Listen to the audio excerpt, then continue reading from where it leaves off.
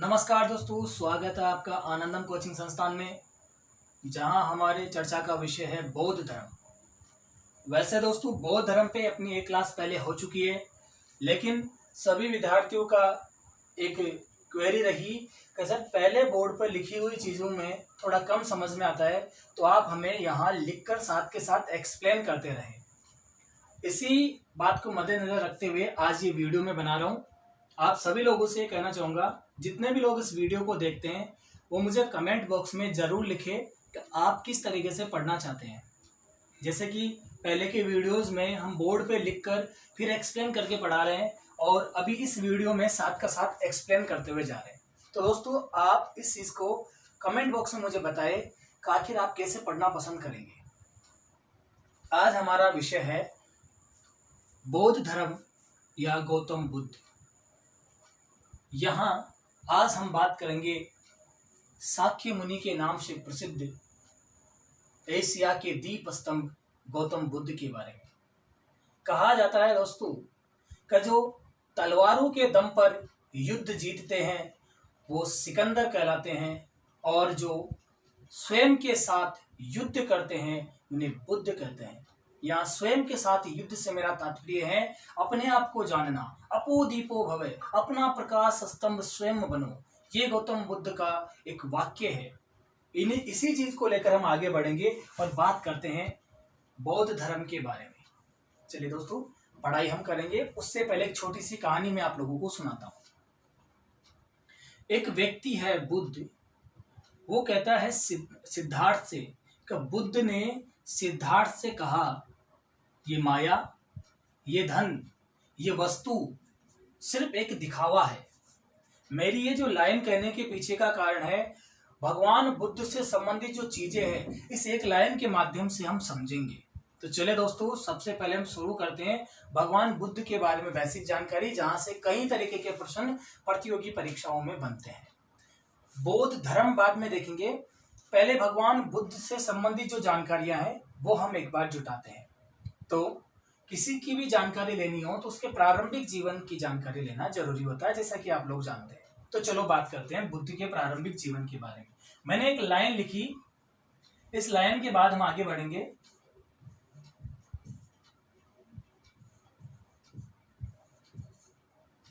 सिद्धार्थ ने, या दोस्तों इसे हम ऐसे भी लिख सकते हैं,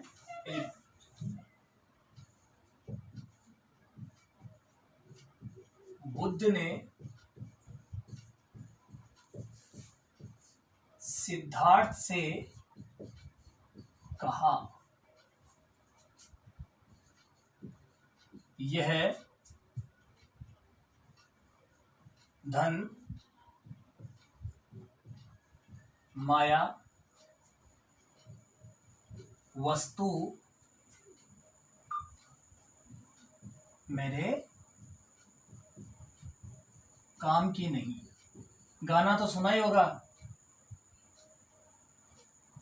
तो चलिए बाद में चलेंगे गाने पे, पहले हम देखते हैं आखिर यहां से हम क्या क्या चीज निकाल के ला सकते हैं।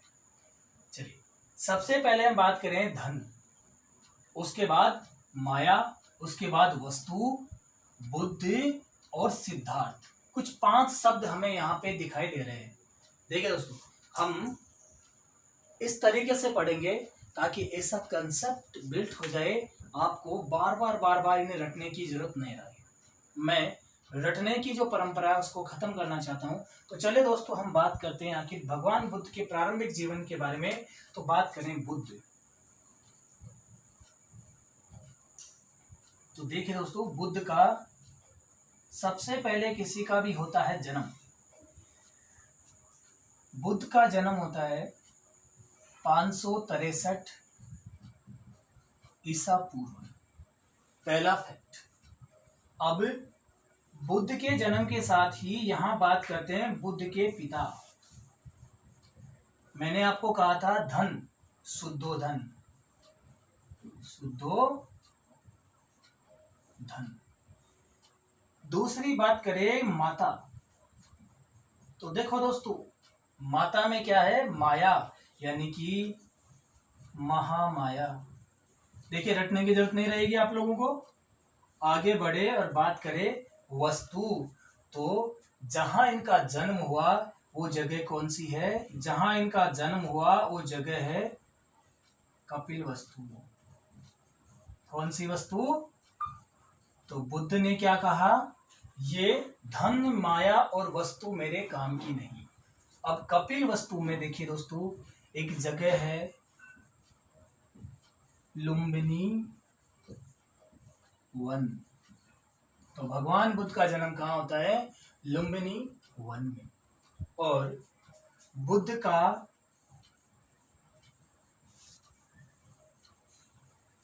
बचपन का नाम, जैसा कि आप लोगों को पता है, सिद्धार्थ। क्या नाम है? सिद्धार्थ। ये कुछ महत्वपूर्ण फैक्ट हमने भगवान बुद्ध के प्रारंभिक जीवन से लिए। पहली बात, जन्म, पिता, माता, कहाँ हुआ जन्म और बचपन का नाम। इस लाइन से हमें ये चीज याद हो गई, हमें रटने की जरूरत नहीं है।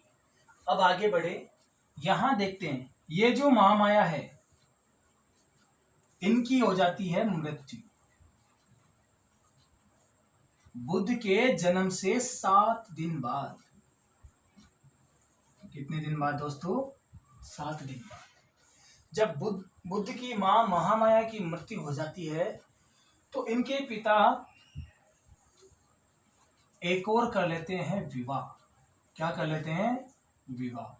और अब की बार जिससे विवाह होता है उसका नाम है प्रजापति गौतमी। किससे विवाह करते हैं? प्रजापति गौतमी। कहा जाता है ये भगवान बुद्ध की मौसी लगती है। चलिए अब यहां बात कर रहे हैं किसके बारे में? प्रजापति गौतमी के बारे में। एक बड़ा महत्वपूर्ण प्रश्न बनता है इनसे यहाँ पे। पहली बात, बुद्ध का लालन पालन। पहला बिंदु क्या है हमारा? बुद्ध का लालन पालन इन्हीं के द्वारा किया गया। चलिए आगे बढ़े तो यहां हम देखेंगे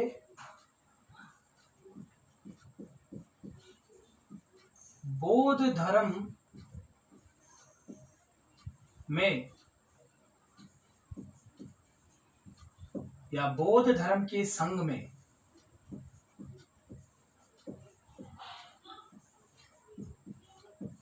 आने वाली प्रथम महिला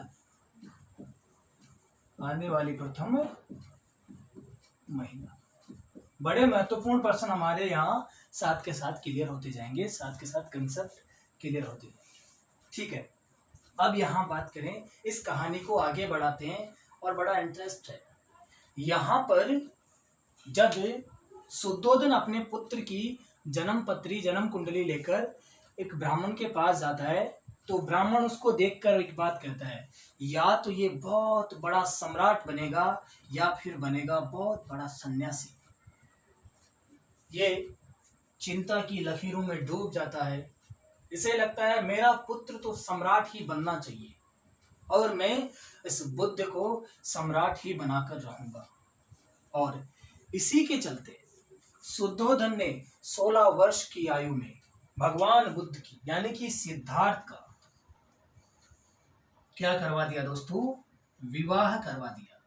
विवाह कब? 16 वर्ष की उम्र में क्या करवा दिया? विवाह। और जिससे विवाह हुआ वो थी यशोधरा। क्या नाम था?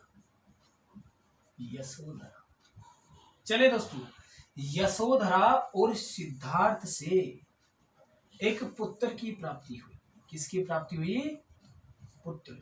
और उसका नाम क्या रखा गया? राहुल। क्या नाम रखा गया दोस्तों? राहुल। कहा जाता है सिद्धार्थ ने विवाह के बाद अपने आप को बंधन में महसूस किया और जब पुत्र राहुल का जन्म हुआ तो राहुल नाम रखने के पीछे भी उनका एक ही कारण रहा। राहुल का मतलब होता है एक और बंधन, एक और बंधन। तो बुद्ध कहते हैं मैं पुत्र की प्राप्ति के बाद एक और नए बंधन में बंध गया, इसलिए इसका नाम क्या रखा गया? राहुल रखा गया। यह कुछ बेसिक जानकारी जो बुद्ध से संबंधित है। देखिए दोस्तों, अब आगे बढ़े, बात करें। सिद्धार्थ जब 29 वर्ष की आयु में थे, 29 वर्ष की आयु में सिद्धार्थ ने कुछ दृश्य देखे, कुछ चीजें सिद्धार्थ ने देखी और सिद्धार्थ का मन विचलित हो गया। कहते ना कि जो नियति को मंजूर होता है वही होता है ना। कम मुद्दते लाख बुरा चाहे तो क्या होता है, होता वही है जो मंजूर खुदा होता है। तो यहाँ पर वही हुआ जिसका शुद्धोधन को बड़ा जो चिंता का विषय था शुद्धोधन के लिए, और जिसे वो सम्राट बनाना चाह रहा था, भावी सम्राट के रूप में देख रहा था, वो सन्यासी के रूप में धीरे धीरे धीरे धीरे खुद को परिवर्तित कर रहा था। और वो दिन आ गया, 29 वर्ष की आयु में गौतम बुद्ध यानी कि सिद्धार्थ के सामने 4 ऐसे दृश्य आते हैं, जिन 4 दृश्यों को देखकर सिद्धार्थ के मन में संन्यास जग जाता है। और कई बार इन 4 दृश्यों से भी प्रश्न पूछ लिए जाते हैं, आखिर वो इनका सीक्वेंस पूछ लिया जाता है। तो अब हम बात करेंगे आखिर वो 4 दृश्य कौन कौन से थे जिनको देखकर सिद्धार्थ सन्यासी बनने का निर्णय लेते हैं। तो चलिए दोस्तों बात करें। एक बार आप इसका स्क्रीनशॉट लीजिए, उसके बाद में मैं आपको वो 4 दृश्य और आगे की चीज बताता हूँ।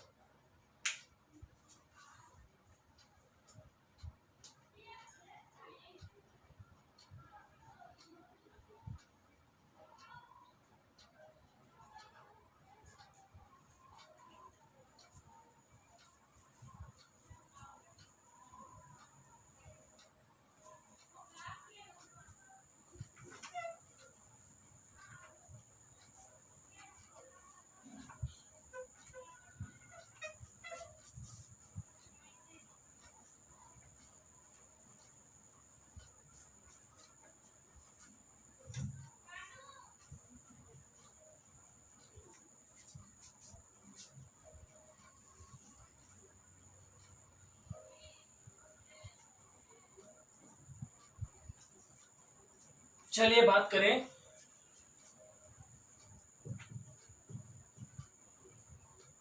बुद्ध द्वारा देखे गए दृश्य। इनका सही क्रम पूछ लिया जाता है। सबसे पहले बुद्ध ने एक वृद्ध व्यक्ति को देखा, फिर दूसरा बुद्ध ने एक बीमार व्यक्ति देखा, तीसरा एक मृत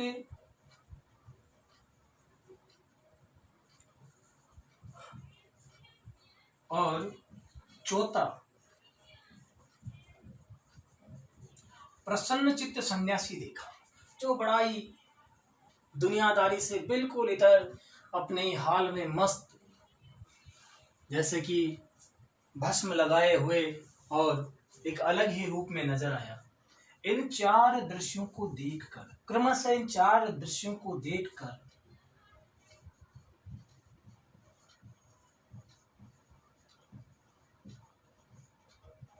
जिसे भावी सम्राट बनना था, वो विश्व का सबसे बड़ा सन्यासी बन गया।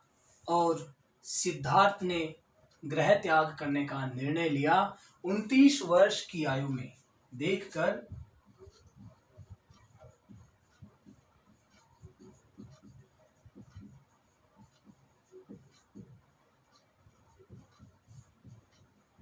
सिद्धार्थ सन्यासी हो गए।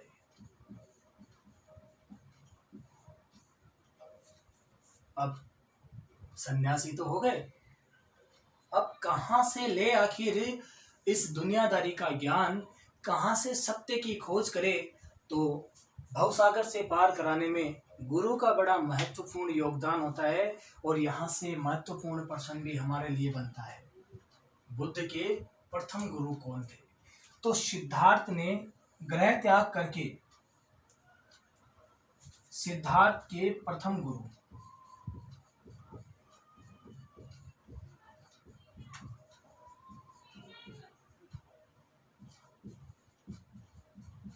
आलार कालम।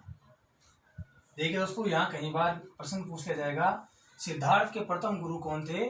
आलार कालम। और यहाँ और महत्वपूर्ण प्रश्न बनेगा, आलार कालम से सिद्धार्थ ने सांख्य दर्शन, कौन से दर्शन की? सांख्य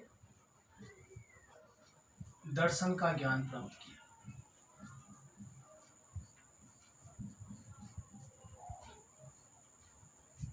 अब यहां सिद्धार्थ के दूसरे गुरु से महत्वपूर्ण प्रश्न पूछ लिया जाएगा। तो दूसरा गुरु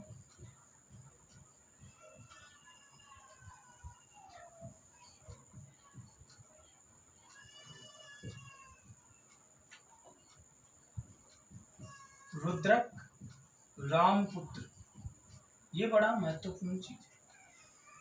जब सिद्धार्थ ने अपने प्रथम गुरु आलार कालम से सांख्य दर्शन की शिक्षा ली और दूसरा गुरु रुद्रक रामपुत्र से शिक्षा लेने के बाद जब उनकी आत्म संतुष्टि यानी कि उनके मन के जो प्रश्न थे वो उनके उत्तर ना पाकर वो आगे की ओर निकल गए और वो पहुंच गए एक ऐसी जगह पर जहां उनकी मुलाकात होती है 5 ब्राह्मणों से और वो मिलकर करते हैं तपस्या। एक बार इसका स्क्रीनशॉट लीजिए, फिर आगे की ओर बढ़ेंगे।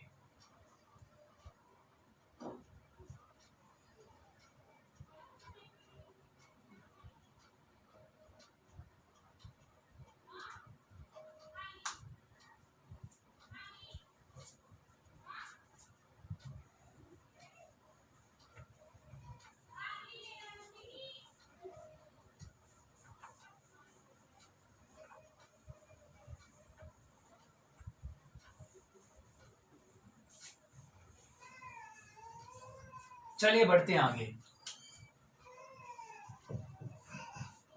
बुद्ध जो ज्ञान की जो उनके अंदर एक ललक थी उसको शांत करने के लिए आगे बढ़े और वो पहुंचे उरुवेला में। कहाँ पहुंचे दोस्तों?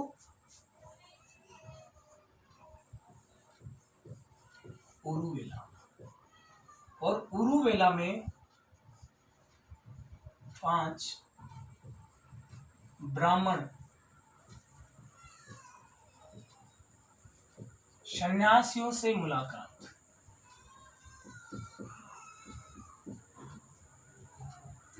बुद्ध और 5 ब्राह्मण सन्यासियों ने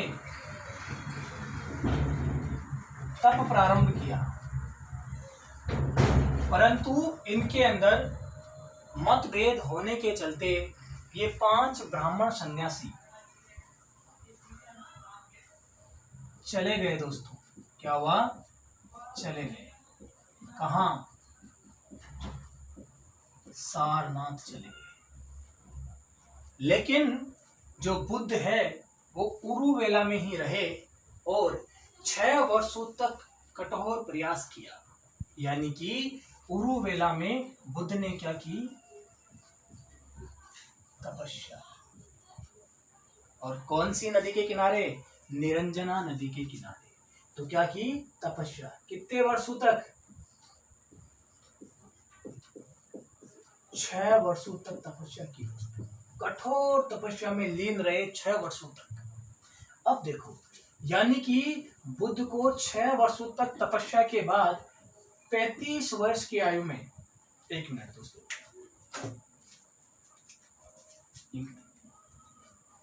वो नहीं चलेगा ये।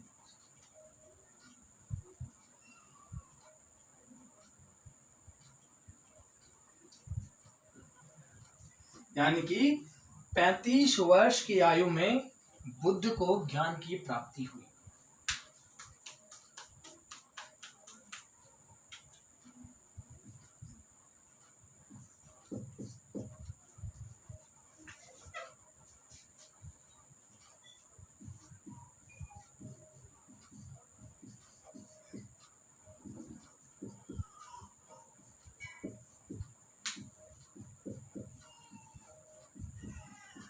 और ज्ञान प्राप्त के साथ ही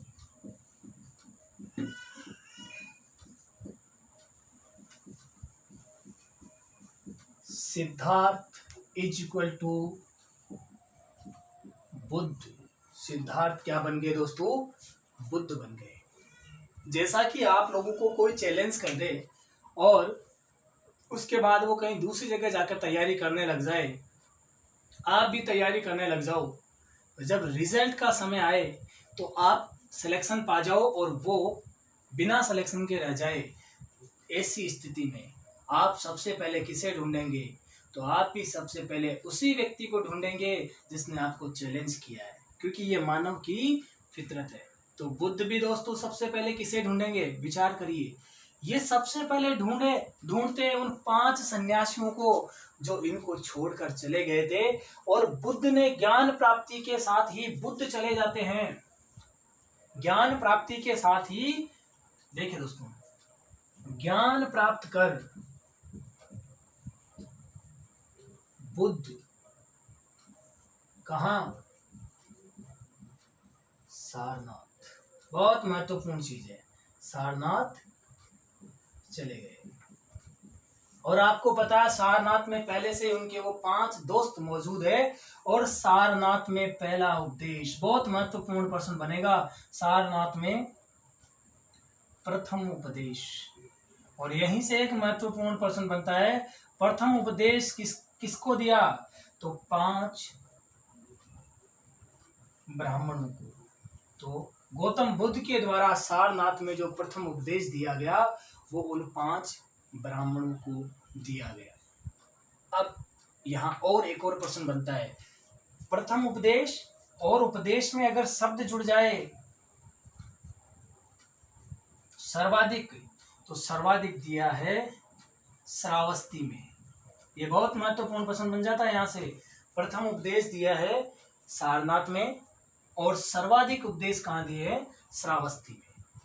चलिए दोस्तों, ये कुछ बेसिक जानकारी थी जो भगवान बुद्ध से संबंधित है।